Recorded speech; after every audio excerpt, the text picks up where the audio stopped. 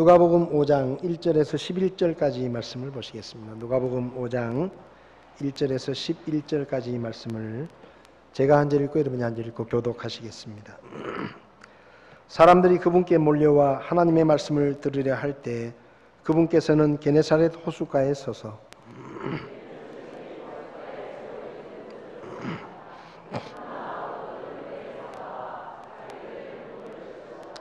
그분께서 그 배들 중 하나에 오르셨는데 그것은 시몬의 배더라. 그분께서 그가 무태서 조금 나갈 것을 그에게 청하시고 앉으사 배에서 사람들을 가르치시더니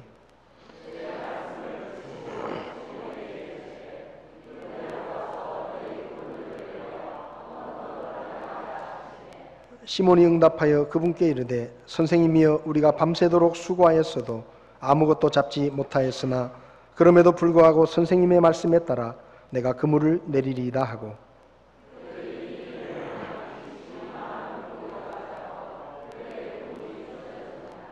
그들이 다른 배에 있던 동료들에게 손짓하여 그들이 와서 자기들을 도와주기를 바라니 그들이 와서 두 배의 채움에 배들이 가라앉으려 하더라.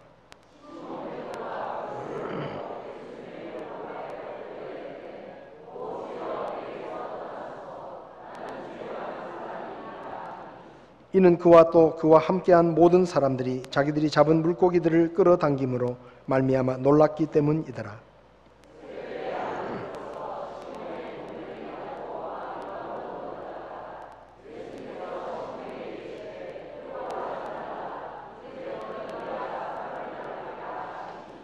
그들이 자기들의 배들을 무태 대고 모든 것을 버린 채 그분을 따르니라.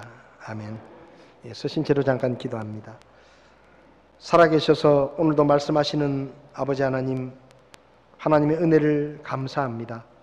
우리가 하나님의 말씀을 듣게 하시고 그 말씀을 따라 교훈을 배우게 하시며 우리가 어떻게 살아야 할지를 날마다 배울 수 있음을 하나님 앞에 감사합니다. 오늘 하나님께서 우리에게 친히 말씀해 주셔서 우리를 통해 주의 뜻이 이루어지게 하시고 우리를 향한 하나님의 뜻을 깨달을 수 있도록 저희를 도와주시옵소서. 오늘 또 동의가 함께 예배드립니다. 하나님께서 그 마음을 붙들어 주셔서 하나님 앞에 한 마음으로 예배드릴 수 있게 주께서 도와주시옵소서. 오늘 예배를 온전히 주님께 맡기며 예수님의 이름으로 기도했습니다. 아멘. 자리에 앉으시기 바랍니다. 베드로 하면 워낙 유명한 사람이어서 교회를 다니지 않는 사람들도 베드로라는 이름을 들으면 많이 압니다. 그런데 사실 베드로는 예수님을 만나기 전에는 그렇게 잘난 사람도 아니었고 유명한 사람도 아니었습니다. 갈릴리 바다의 북쪽에 있는 벳세다라고 하는 아주 조그만한 시골 어촌에서 동생 안드레와 함께 물고기를 잡으며 살았던 어부였습니다. 원래 이름은 시몬입니다. 이 시몬은 하나님께서 들으셨다 그런 뜻이지만 사실은 굉장히 흔한 이름이었습니다. 그래서 평범한 사람이었습니다. 그런데 당시에는 물고기가 좀 값이 나가서 돈벌이는 좀 되었기 때문에 경제적으로 안정이 되어 있었고 또 결혼을 해서 가정적으로도 안정이 되어 있었지만 직업이 어부이다 보니까 별로 배운 것도 없고 아주 말 그대로 어디에서나 만날 수 있는 그런 보통 사람이었습니다. 그런데 그 시골 어촌 마을에서 물고기를 잡던 보통 사람 시몬이 어떻게 2000년이 지난 지금도 사람들이 예수님의 제자로 기억할 수 있는 영광스러운 삶을 살았느냐? 그게 어떻게 보면 굉장히 신비로운 것입니다. 어떻게 베드로의 삶에 그런 변화가 일어날 수 있었을까? 도대체 어떤 일이 있었기에 베드로의 삶이 그렇게 바뀌었을까? 저는 성경을 통해서 오늘 베드로가 깨달았던 두 가지를 생각해 보면서 베드로의 삶을 변화시켰던 그 영적인 진리를 좀 살펴보려고 합니다. 오늘 본문의 이야기는 줄거리는 이렇습니다. 베드로는 평소처럼 동생하고 밤에 물고기를 잡으러 갈릴리 바다로 나갔습니다. 밤새도록 그물을 던졌습니다. 그런데 그날은 정말 이상한 밤이었습니다. 그전에도 물고기가 좀 안 잡힐 때도 있었지만 그날은 아무리 그물을 던져도 물고기가 잡히지 않았습니다. 보통 때 같으면 새벽 1시, 2시쯤 되면 배가 어느 정도 물고기로 차서 돌아왔는데 그날은 아무리 물고기를 잡으려고 해도 잡히지 않아서 새벽 1시, 2시, 3시가 지나서 거의 동이 틀 때까지 열심히 그물을 던졌지만 고기를 잡지 못했어요. 이상한 밤이었습니다. 베드로의 생애에 아마 그런 날은 없었을 것입니다. 그래서 베드로는 밤새도록 손에 물집이 잡히도록 그물을 던졌지만 아무것도 잡지 못하고 허탈한 마음으로 무태 나와서 그물을 씻고 있었습니다. 참 재수없는 밤이다. 빨리 집에 가서 쉬어야 되겠다. 그런 마음으로 그물을 씻고 있었죠. 그런데 웅성거리는 소리가 들리고 예수님이 등장하시고 수많은 사람들이 함께 왔습니다. 그러더니 예수님이 다짜고짜 시몬의 배에 오르셔서 배를 좀 무태서 띄워라 그러시고는 거기 앉으셔서 설교를 시작하십니다. 지난밤에 밤새도록 그 고생을 하고도 한 마리 고기도 잡지 못해서 베드로는 너무 피곤하고 힘들어서 빨리 씻고 집에 가서 쉬고 싶은데 예수님이 자기 배에 오르셨어요. 근데 이거 내리라고 말도 못하는 겁니다. 왜냐하면 예수님이 열병에 걸린 베드로의 장모를 고쳐주신 적이 있거든요. 그러니까 그걸 사람들이 다 아는 거예요. 그래서 예수님이 시몬의 배에 올랐는데 시몬은 지금 피곤하고 집에 가서 쉬고 싶은데 예수님이 설교를 시작하시는데도 어쩔 수 없이 그냥 내버려 둘 수밖에 없습니다. 베드로는 이랬을 것입니다. 지난밤에 물고기도 못 잡고 피곤해 죽겠는데 하필이면 예수님이 내 배를 타시냐, 다른 배를 타시지. 아무래도 오늘 잘못 걸렸다. 설교나 빨리 끝냈으면 좋겠다. 빨리 집에 가서 쉬고 싶다.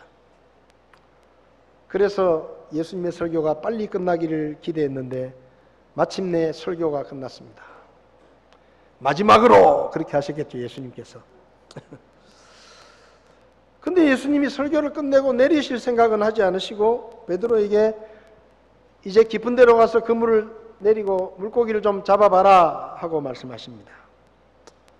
근데 이게 더 황당한 거예요. 왜냐하면 갈릴리 바다에서는 보통 그렇지만 호수나 이런 데서는 밤에는 물고기들이 깊은 곳에 가지만 낮에는 먹이가 많은 수초가 많거나 이런 얕은 곳에 이 물고기들이 나오기 때문에 깊은 곳은 낮에는 고기가 없습니다. 그걸 다 알아요. 갈릴리 바닷가에 사는 어린아이도 압니다. 근데 예수님이 갑자기 그 한낮에 깊은 데로 가서 그물을 던지라 그러니까 베드로가 얼마나 황당했겠습니까? 그런데 5절을 보면 베드로가 선생님이여 우리가 밤새도록 수고했지만 아무것도 잡지 못했는데 그럼에도 불구하고 선생님의 말씀에 따라 내가 그물을 내리겠습니다 하고 갑니다. 가서 그물을 던집니다. 피곤해 죽겠는데 또 그물을 던지면 또 씻어야 되는데 근데 저분이 내 장모를 고쳐주셨으니 이거 못하겠다 소리도 못하겠고 뻔히 이거 낮에 그물 던져봤자 이거 빈 그물로 올라올 건 뻔한 일인데 아휴 모르겠다 그냥 한번 해보자. 뭐 빈 그물로 올라오면 씻고 좀 늦겠지만 가서 자면 되지. 그랬을 거예요. 근데 그물을 던져서 그물을 건졌는데 묵직했습니다. 그물이 올라오는데 거기 물고기가 가득했고 도저히 자기 배에 채울 수 없어서 친구들의 배를 부르고 2배에 가득 채울 만큼 많은 물고기가 잡혔습니다. 베드로에게 어젯밤도 이상한 밤이었지만 오늘 낮도 이상한 날이었습니다. 어젯밤도 그렇게 고기가 잡히지 않는 날이 없었고 오늘은 이 대낮에 도대체 이 무슨 조화란 말이냐. 이 대낮에 깊은 곳에 가서 그물을 던지라는 그분의 말씀 한마디 때문에 그물을 던졌는데 이게 무슨 조화란 말이냐. 충격을 받았을 것입니다. 근데 그 순간에 베드로에게 스쳐 지나가는 생각들이 있었습니다. 이 사건을 통해 베드로는 두 가지를 깨달았습니다. 첫째는 나에게 그물을 던지라고 하신 그 예수님이 하나님이시구나 하는 것을 깨달았습니다. 지금 여기 베드로가 누가복음 5장에서 예수님을 만난 것은 세 번째 만남입니다. 첫 번째 만남은 동생 안드레가 흥분된 얼굴로 뛰어오더니 형님! 내가 메시아를 만났어요. 같이 갑시다. 그리고는 다짜고짜 손을 잡고 베드로를 예수님에게 데리고 갔습니다. 그래서 처음 예수님을 봤어요. 요한복음 1장을 보면 그때 예수님께서 베드로에게 네가 요나의 아들 시몬이구나. 근데 앞으로는 네가 베드로라고 불리게 될 것이다 라고 말씀하십니다. 두 번째 만남은 시몬의 집에서 중한 열병에 걸린 장모를 고쳐주실 때 예수님을 만났습니다. 약을 쓰고 의원을 불러도 고칠 수 없었던 장모의 병을 예수님께서는 누가복음 4장을 보면 그 병을 꾸짖으시고 병이 나가고 그 병에 걸려서 오랫동안 누워있던 장모가 바로 일어나서 음식을 만들고 예수님을 섬기는 사건이 일어났었습니다. 참 이분은 특별한 분이구나. 대단한 분이구나. 보통 사람이 아니시구나. 그렇게 생각했겠죠. 그리고 나서 세 번째 만남입니다. 깊은 곳에 가서 그물을 내려라. 선생님, 갈릴리 바다에서 낮에 고기를 잡지 않는 것은 어린애도 다 아는 건데 무슨 그 말도 안 되는 얘기를 하십니까? 모르면 가만히 계십시오. 그렇게 말할 수도 있어요. 왜냐하면 베드로는 수십 년간 갈릴리 바다에서 물고기를 잡은 베테랑 어부입니다. 누구보다 잘 알아요. 그런데 예수님 말씀을 듣고 그물을 던집니다. 상상할 수 없는 일이 일어났어요. 어제 밤도 이상한 밤이었지만 오늘 낮은 더 이상한 낮입니다. 깊은 곳에 던진 그물에 찢어질 만큼 물고기가 잡혔습니다. 베드로의 머릿속에 도대체 이분이 누구냐? 도대체 이분이 누구시길래 이 대낮에 이 갈릴리 바다 속에 있는 물고기가 어디 있는지까지도 다 아시고 물고기를 잡게 하시는가? 그 순간에 동생이 흥분하면서 뛰어와서 전해줬던 그 말이 생각났을 것입니다. 우리가 메시아를 만났다.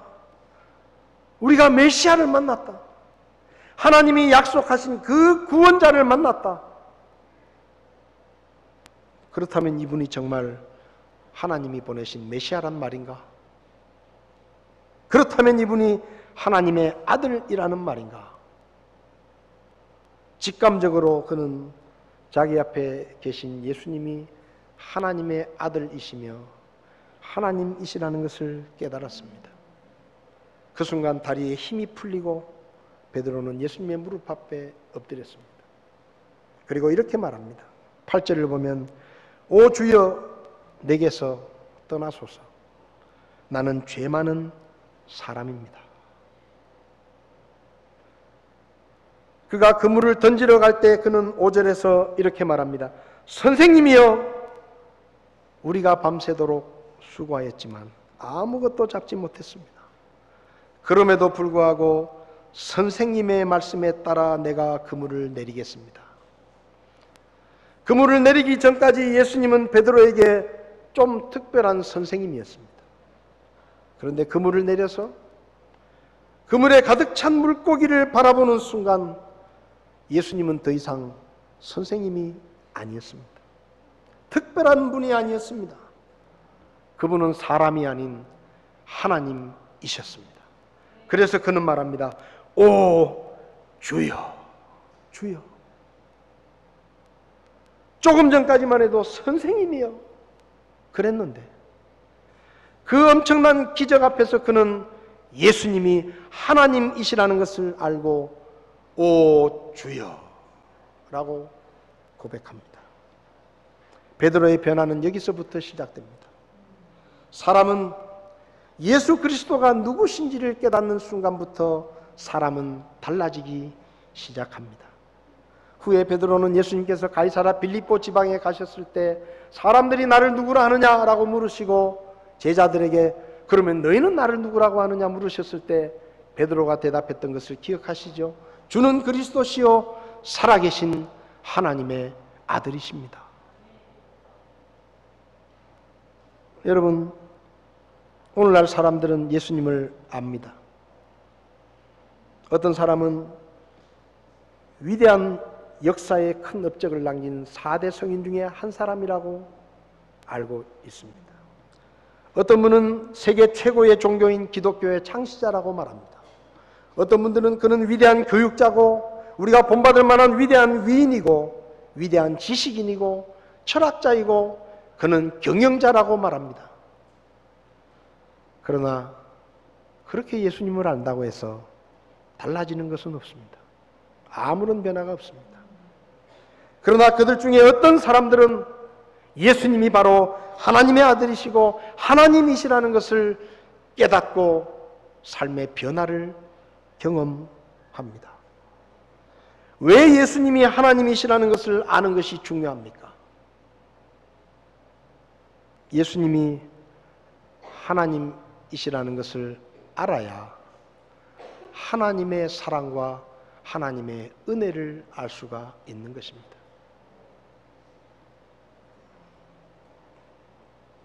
한 군인이 전쟁터에 나가서 부상을 입었습니다. 그래서 후송이 돼서 병원에 있는데 어느 날 몇몇 사람과 함께 한 노신사가 찾아왔습니다. 그리고는 이 부상병의 손을 잡고 자네 고생이 참 많았네. 수고했네. 나라가 자네를 치료해 주겠네. 그렇게 말을 했어요. 그래서 이 병사는 자기를 찾아온 그 노신사가 누군지 잘 몰랐습니다. 그래서 이 병사가 묻습니다. 선생님은 누구신가요? 그때 옆에 선 한 젊은이가 이분은 미국의 대통령이십니다. 그 당시에는 뭐 TV도 이런 게 별로 없어서 대통령 얼굴도 사람들이 잘 몰랐어. 근데 대통령이 찾아온 거예요. 여러분, 나라를 위해서 싸우다가 부상을 당하고 병상에 누워있는 그 병사가 대통령이 직접 자기를 찾아와서 손을 잡고 고생했다라고 말해줄 때 무엇을 느꼈겠습니까? 아, 이 나라가 나를 기억하고 있구나. 이 나라가 내 희생을 기억하고 있구나. 그렇게 알지 않겠어요? 그런데 2000년 전에 이 땅에 오셔서 십자가에 죽으시고 부활하신 그 예수라는 그분이 하나님의 아들이시고 하나님이시다라는 것을 아는 것이 왜 중요합니까? 아, 하나님이 죄인인 나를 포기하지 않으셨구나. 하나님이 죄인인 나를 구원하기 위해서 직접 나를 찾아오셨구나. 그분의 사랑이 그렇게 크구나. 그분의 은혜가 그렇게 놀랍구나. 그걸 그때 깨닫는 거예요. 많은 대언자들이 왔었습니다. 많은 선지자들이 하나님의 사랑을 전했습니다. 많은 사람이 와서 하나님의 말씀을 전했습니다. 그런데 사람들이 듣지 않았습니다. 그래서 마지막으로 하나님이 직접 사람의 몸을 입고 이 땅에 찾아오신 것이 바로 예수 그리스도이십니다. 여러분, 우리가 무엇인데 하나님이 직접 이 땅에 오셔서 우리를 구원하시기 위해서 십자가에 죽으셨단 말입니까? 왜 예수님이 하나님이시라는 것을 깨닫는 것이 중요합니까? 하나님이 우리를 사랑하셔서 그분은 하나밖에 없는 아들을 죽음에 내어주신 것입니다. 그분은 직접 오셔서 자신의 몸을 십자가에 매달아 우리의 죄값을 치러주신 것입니다. 다른 사람을 보낼 수도 있어요. 그런데 그렇게 하지 않으셨어요. 마태복음 1장을 보면 예수님의 탄생에 대해서 그녀가 아들을 낳으리니 너는 그의 이름을 예수라 하라. 이는 그가 자기 백성을 그들의 죄들에서 구원할 것이기 때문이라. 여러분, 하나님이 우리를 어떻게 사랑하는지 아십니까? 얼마나 사랑하는지 아세요? 자기 목숨을 십자가에 내어주실 만큼 하나님은 우리를 사랑하십니다. 그래서 예수님이 하나님의 아들이시고 하나님이시라는 것을 알아야 하는 겁니다. 하나님이 얼마나 우리를 사랑하시는지를 알아야 되는 거예요. 이 세상에 하나님보다 나를 더 사랑하는 존재는 없다라는 것을 우리가 알아야 되는 겁니다. 예수님이 하나님이시다. 그걸 알아야 우리가 하나님의 사랑을 제대로 알 수가 있는 것입니다. 두 번째로 베드로는 물고기가 잡힌 그물의 기적 앞에서 그는 예수님이 하나님이시라는 것을 알았을 뿐만 아니라 자기가 하나님 앞에서 죄인이라는 것을 알았습니다. 베드로가 말합니다. 오 주여, 내게서 떠나소서. 나는 죄 많은 사람입니다.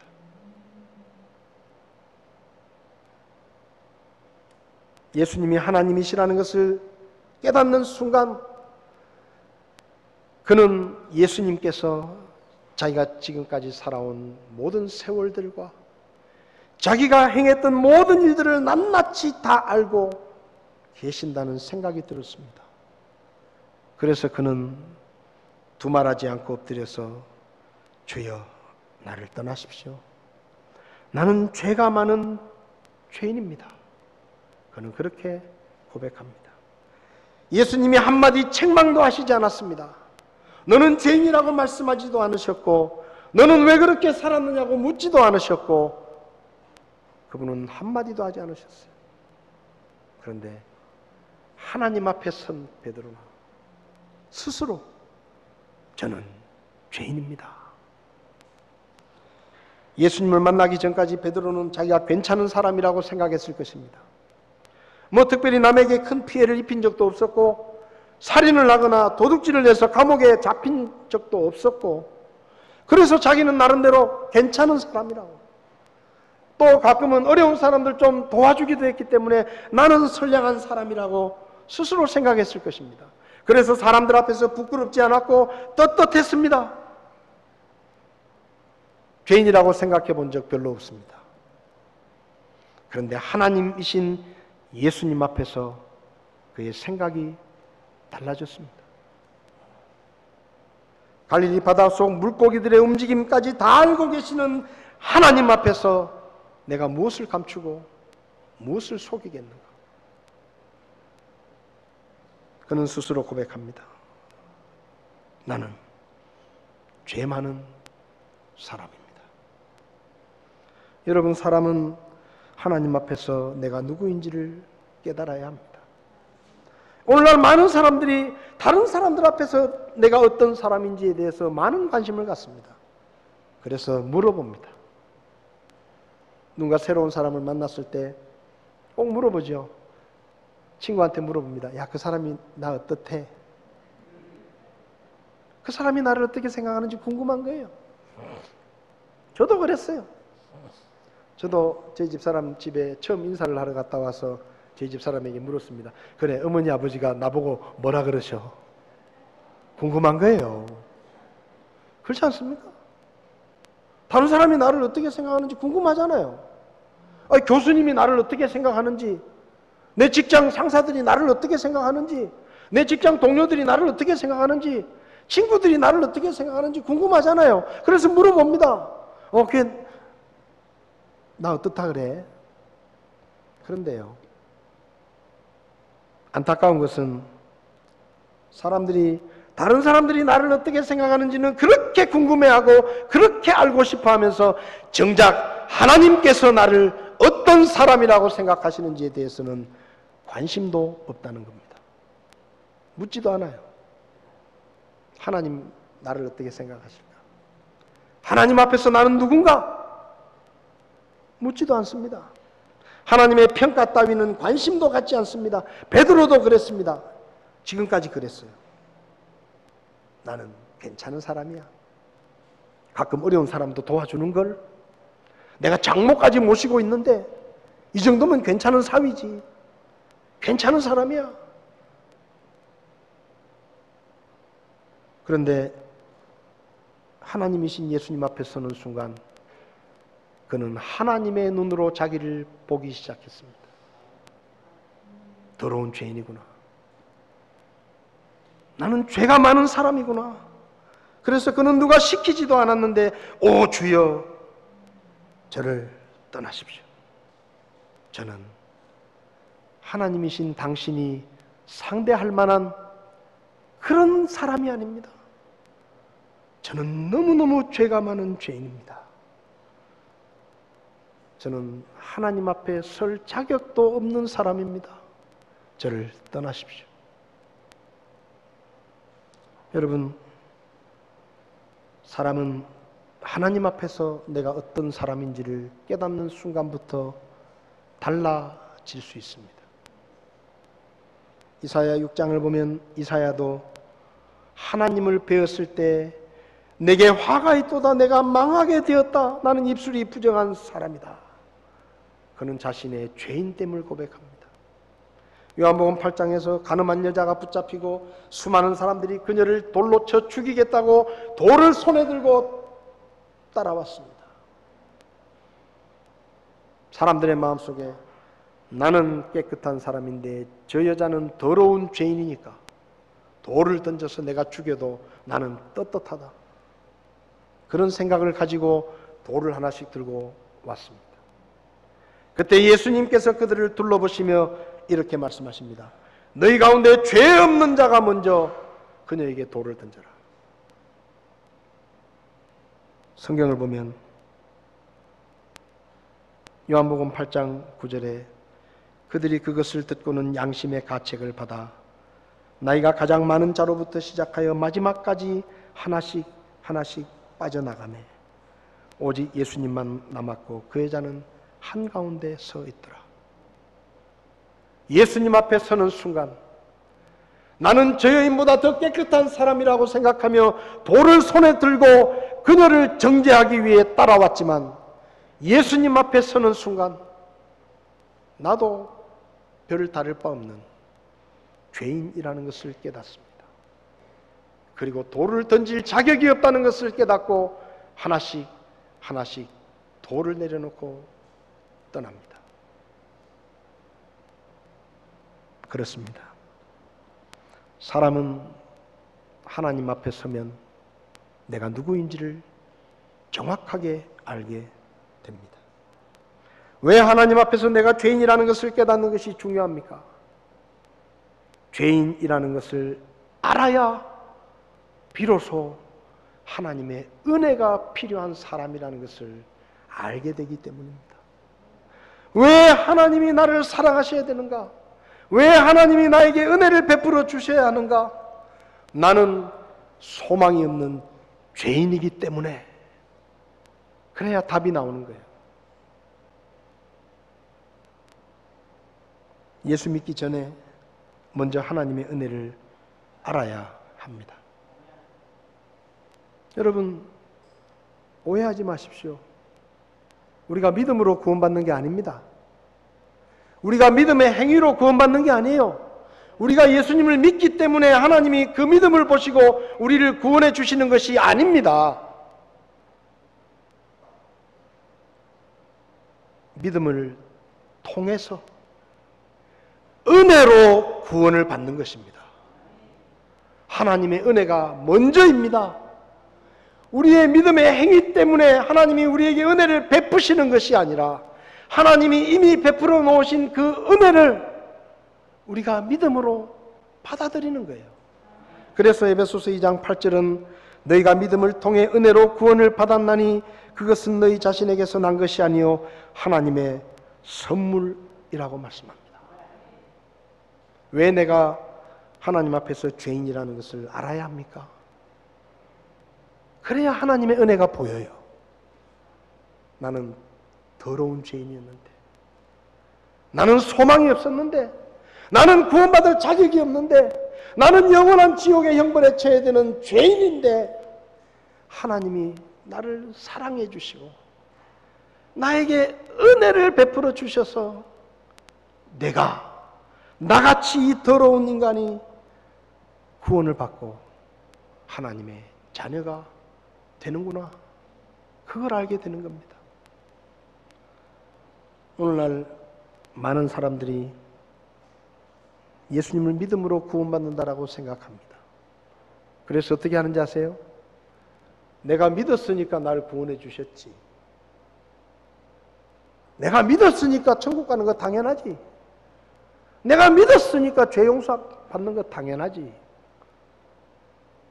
그래서요, 어느 날부터 감사하는 마음은 사라져버리고 안 주신다고 화내고 더 안 주신다고 불평하고 더 사랑해 주시지 않는다고 기분 나쁘게 생각합니다. 아니에요. 그거 아니에요. 우리가 믿었기 때문에 구원하신 것이 아니라 하나님이 은혜로우시기 때문에 우리가 믿는 것만 하고 그분이 우리에게 구원을 선물로 주신 거예요. 우리가 한 건 아무것도 없습니다. 아무것도 없어요. 우리는 그냥 믿은 것밖에 없어요. 우리는 죄인이었습니다. 모든 사람이 죄를 지어 하나님의 영광에 이르지 못했다. 그 모든 사람 속에 내가 있는 것입니다. 한번 죽는 것은 사람들에게 정해진 것이요 이것 뒤에는 심판이 있다. 그 사람 속에 내가 있었습니다. 그래서 나는 하나님의 심판을 받아야 되는 존재였습니다. 그런데 은혜로우신 하나님께서 우리를 사랑하시고 하나뿐인 아들을 보내시고 직접 사람의 몸을 입고 오셔서 십자가에 달려 피 흘려 죽으심으로 우리의 죄값을 대신 치르셨습니다. 그리고 우리에게 구원의 길을 열어주셨습니다.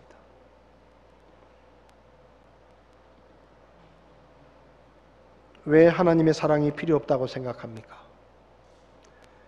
왜 나는 하나님의 은혜 없이도 잘 살 수 있다고 생각합니까?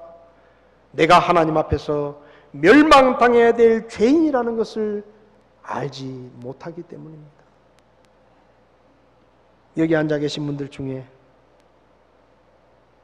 아직도 예수님을 믿지 않는 분이 계시다면 적어도 여러분은 두 가지를 모르고 있는 겁니다. 하나는 예수님이 바로 하나님이 보내신 하나님의 아들, 그리고 하나님이신 유일한 구원자라는 사실을 모르는 것이고, 또 하나는 하나님 앞에서 내가 심판을 받고 영원한 지옥에 가서 형벌을 받아야 하는 죄인이라는 것을 모르는 것입니다. 오늘 베드로는 그 두 가지를 깨달았습니다. 그래서 그는 말하는 겁니다. 오 주여, 내게서 떠나소서. 나는 죄 많은 사람입니다. 저는 하나님의 사랑을 받을 자격이 없습니다. 저는 하나님 앞에 설 자격이 없습니다.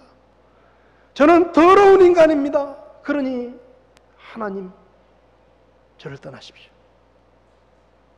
괜히 저 같은 거 상대하지 마십시오.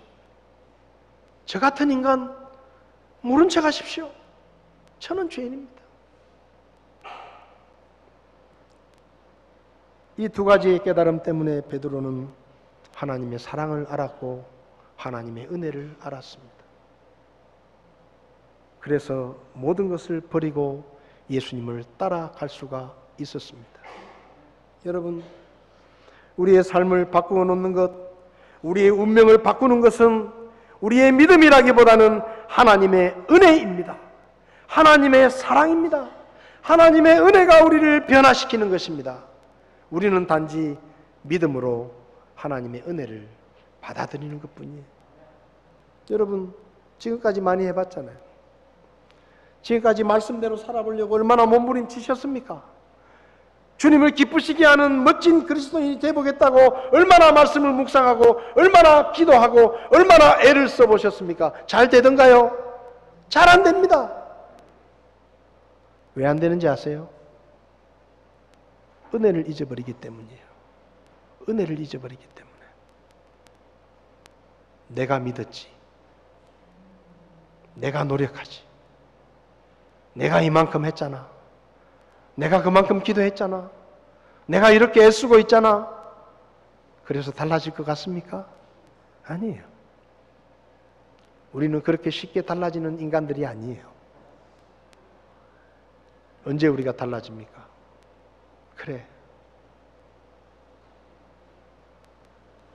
그래, 나는 죄인이었어.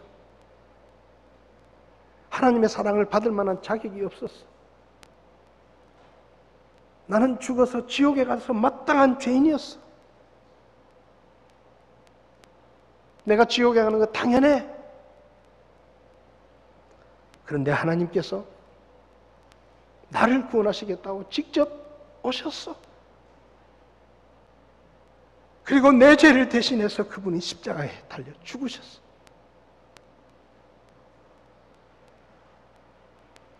나는 아무것도 아닌데 그 은혜를 알아야 달라지는 거예요. 그 사랑을 알아야 달라지는 겁니다.